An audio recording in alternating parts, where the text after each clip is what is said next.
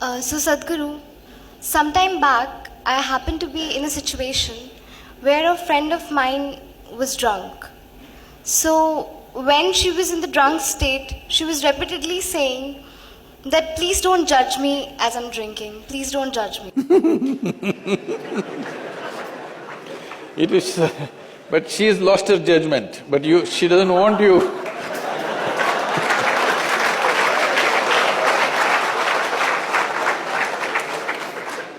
So my question is, whether it is alcohol or not, in life, why are we so apprehensive about being judged by others? And how can we not let this come on our way of being happy?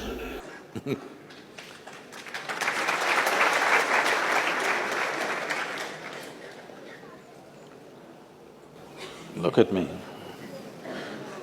See, I'm always stoned.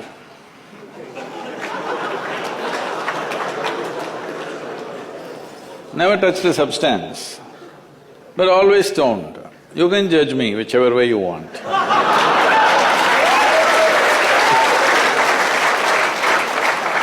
Because one thing is, I'm stoned in such a way that I have not lost my judgment at all.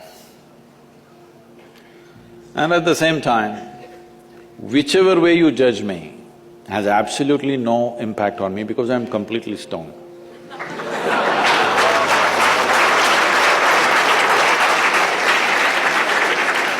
Having said that, why this consumption of alcohol and drugs is growing the way it's growing in the world is, this is because the heavens have been collapsing.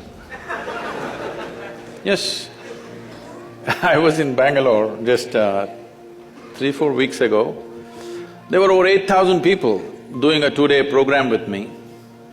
And just casually I asked, how many of you think you will go to heaven? Only 5 hands went up. Then I asked, are you all the hell people?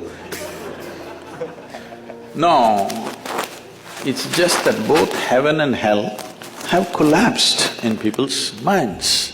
This is the first time in the history of humanity that this many people in the world can think for themselves.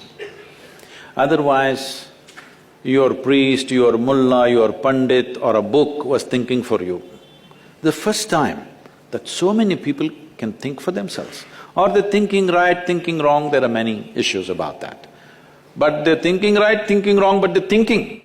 So all illogical things are naturally collapsing. Still, this generation has not fully walked away from it, still there is fear. They can't openly say, there's no goddamn hell or heaven. They're still fearful about it, but they're trying to make a little heaven for themselves here. So, hey, wait. So naturally, when they're not able to do it for themselves out of their own intelligence, they will fall back on chemicals.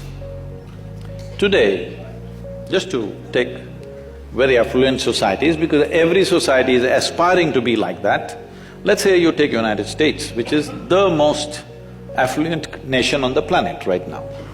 70% of US population is on prescription medication. Another 30%, of course, buying it off the back streets.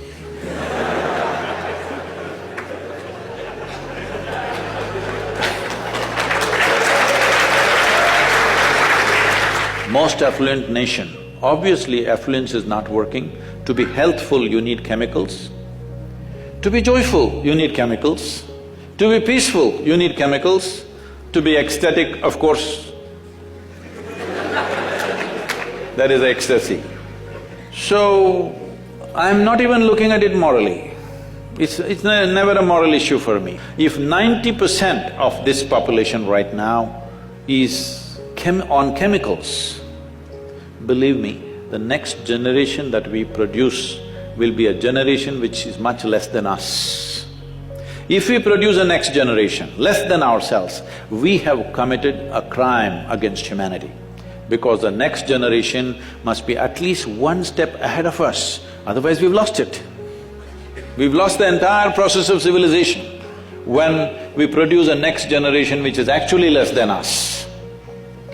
So, we are heading towards this rapidly unless we teach individual human beings how to simply sit here and be blissed out.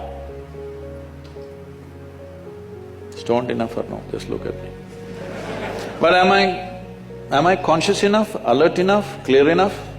If there was a way to intoxicate yourself without losing your judgment, without losing your awareness, without losing your intelligence, it's a great thing. Intoxication is a fantastic thing. Only problem is, it takes away your judgment, it takes away your intelligence, incapacitates you. That is the problem, isn't it? Is it true? Ask anybody, you're not in the medical sciences, but ask anybody, is it true that this body here is the greatest chemical factory in the universe right now? The universe that we know at least? Only problem is you're a lousy manager. If you know how to manage this, you would be like me, always blissed out. Anybody can say what they want, anybody can do what they want. This is like this only. Because I have not given this privilege to anybody, that somebody can make me happy, somebody can make me unhappy, somebody can make me miserable.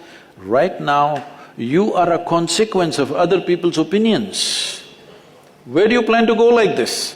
Anybody can ruin you. You went outside, somebody told you, Shreya, you are the most wonderful human being we have seen. Then you were floating on that cloud, what number? What number? 9. Oh, in South we do 11. You were floating on cloud whatever number and you came home, people at home told you who you really are. And the cloud will crash. No. It's very important that neither this way or that way, we listen to everybody because we could be doing something wrong. Hello? Any moment we could be doing something wrong, so we listen to everybody. But what they say will not determine how I am. Never, ever.